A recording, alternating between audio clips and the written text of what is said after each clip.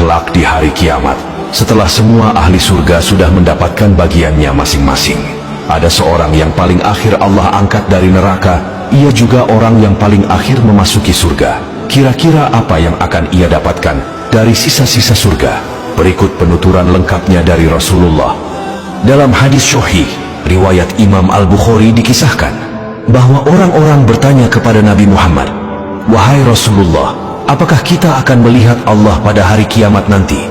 Beliau menjawab, "Apakah kalian dapat membantah bahwa bulan akan nampak jelas pada malam purnama?" Mereka menjawab, "Tidak." "Apakah kalian dapat membantah bahwa kalian dapat melihat matahari bila tidak ada awan yang menghalanginya?" Mereka menjawab, "Tidak."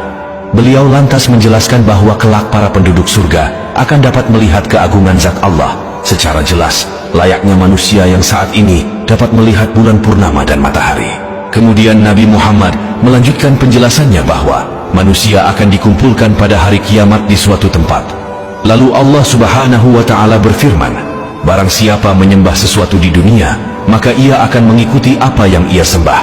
Maka di antara manusia ada yang mengikuti matahari, di antara mereka ada yang mengikuti bulan, atau bentuk sesembahan-sesembahan lainnya.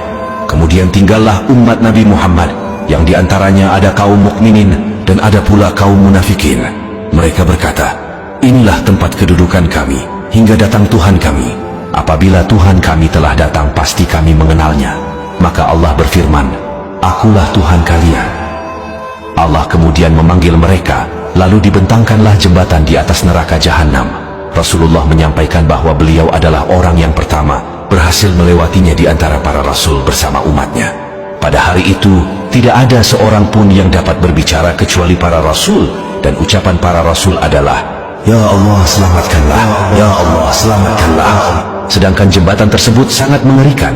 Di dalam neraka jahanam ada besi yang ujungnya bengkok seperti duri sadan. Sadan adalah tumbuhan yang berduri tajam. Hanya saja ukuran duri tersebut sangat-sangat besar. Tidak ada yang mengetahui ukuran besarnya duri tersebut kecuali Allah. Duri tersebut akan menusuk manusia ketika melewati jembatan yang membentang di atas jahanam. Duri itu menusuk berdasarkan amal-amal mereka. Di antara mereka ada yang dikoyak-koyak hingga binasa disebabkan amalnya. Ada juga yang dipotong-potong dan kemudian selamat melewatinya. Dari situlah babak awal kehidupan abadi manusia dimulai. Bagi mereka yang selamat melewati jembatan, mereka akan memasuki kenikmatan abadi, yaitu surga.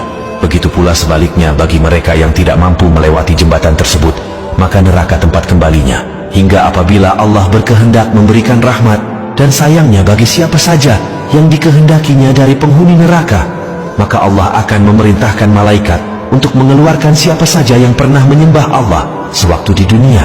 Mereka dikenal berdasarkan tanda bekas sujud ketika sholat di dunia.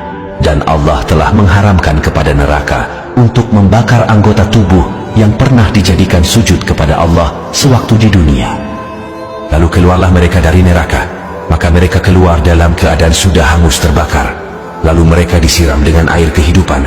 Kemudian jadilah mereka tumbuh seperti tumbuhnya benih di tepian aliran sungai. Setelah hampir semua manusia yang pernah sujud sewaktu di dunia, Allah angkat dari neraka dan dimasukkan ke surga.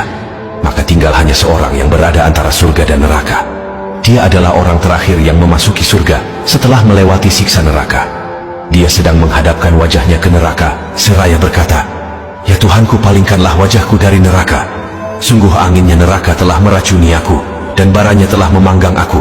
Lalu Allah bertanya, "Seandainya dikabulkan permohonannya, apakah ia tidak akan meminta yang lain lagi?"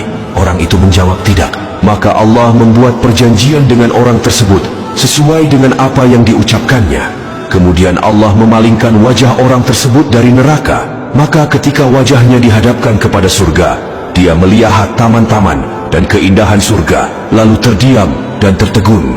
Orang tersebut seolah telah lupa dengan perjanjian sebelumnya. Ia kembali memohon kepada Allah, "Ya Tuhanku, dekatkan aku ke pintu surga."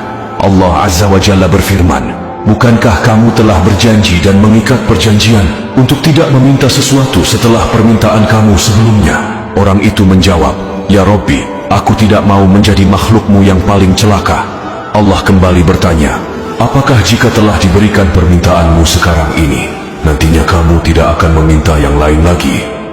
Orang itu menjawab, "Tidak, demi kemuliaan-Mu, aku tidak akan meminta yang lain setelah ini.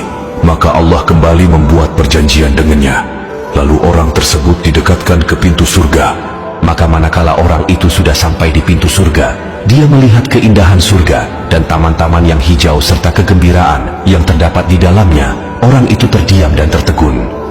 Kemudian orang itu berkata, "Ya Allah, masukkanlah aku ke surga." Allah berfirman, "Celakalah kamu dari sikap kamu yang tidak menepati janji. Bukankah kamu telah berjanji dan mengikat perjanjian untuk tidak meminta sesuatu setelah kamu diberikan apa yang kamu pinta?" Orang itu berkata, "Ya Allah, janganlah Engkau menjadikan aku ciptaan-Mu yang paling celaka." Dalam kelanjutan hadis sahih tersebut, Nabi Muhammad menjelaskan bahwa Allah tertawa atas sikap orang itu.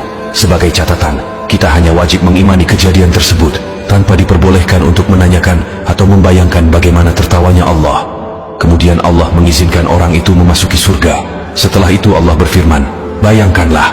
Lalu orang itu membayangkan tentang kenikmatan surga yang akan ia peroleh. Hingga setelah selesai apa yang ia bayangkan, Allah berfirman kepadanya, "Ini semua untukmu dan dilipat gandakan 10 macam yang serupa dengannya." Dalam hadis lain, Imam Muslim meriwayatkan bahwa orang yang kedudukan surganya paling rendah akan diberikan kekayaan layaknya kekayaan para raja di dunia. Kemudian ditambahkan 5 kali yang serupa dan dilipat gandakan kembali 10 kali lipat.